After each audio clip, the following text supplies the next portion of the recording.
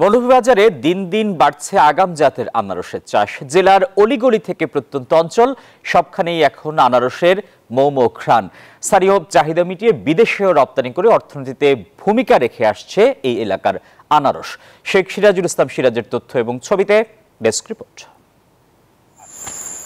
উঁচু নিচু পাহাড়ি টিলার গা ঘেঁষে চাষ হয়েছে আগাম জাতের রসালো আনারস। মৌলভীবাজার সদর সহ ৭ উপজেলায় কম বেশি আনারস চাষ হলেও কমলগঞ্জ ও শ্রীমঙ্গলে পাহাড়ি টিলায় বেশি চাষ হয়। অন্যান্য বছরের চেয়ে এবার উৎপাদন ভালো হওয়ায় লাভের মুখ দেখছেন চাষিরা। তবে বাগান মালিকদের অভিযোগ, কৃষি বিভাগ ও সরকারিভাবে তাদের কোনো সহযোগিতা করা হচ্ছে না।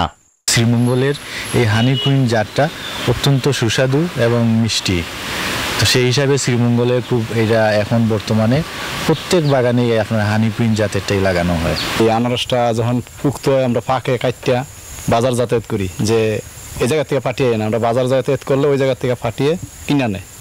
বান্ডেল থাকলে প্রতি সেনমানিতে টাকা বাঁচবে। বিকাশ সেনমানি বান্ডেল কিনে জিতুন প্রতি লেনদেনে। গরমে আনারসের ব্যাপক চাহিদা থাকায় গত এপ্রিল থেকে বছর জুড়ে কোটি কোটি টাকার আনারস কেনা বেচা হয়েছে। স্থানীয় চাহিদা মিটিয়ে এসব আনারস দেশ বিদেশের বিভিন্ন স্থানে যাচ্ছে। এখন বর্তমান যে আমরা যে 12 মাস যেটা আনারসটা যেটা আমরা ফলাই, ওটার মধ্যে মনে করুন যে আমরা এই লাভবান থাকি, যেটা আমরা বাইরেও আমরা রপ্তানি করতাম পারতাম। মানে যারাও খায় একটা খাইয়া দু টাকা লইয়া যায়, আর বাকি দুটো আমরা আনারসও খাসুনতে লাগে না।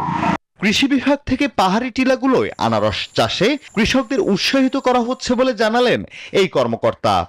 অফ সিজনের আনারস প্রোডাকশন আমরা তাদেরকে কারিগরি পরামর্শ দিয়ে যাব, যাতে করে উৎপাদনকারীরা লাভবান হয়, আমরা যেন অসময়ে আনারস খেতে পারি এবং তারা আর্থিকভাবে যেন লাভবান হতে পারে। বড় সাইজের আনারস 250 থেকে 350 টাকা আর মাঝারি সাইজের আনারস 100 থেকে 150 টাকায় বিক্রি হচ্ছে। চলতি বছর জেলায় 500 হেক্টর জমিতে আনারস আবাদ হয়েছে। Desk report, news 24।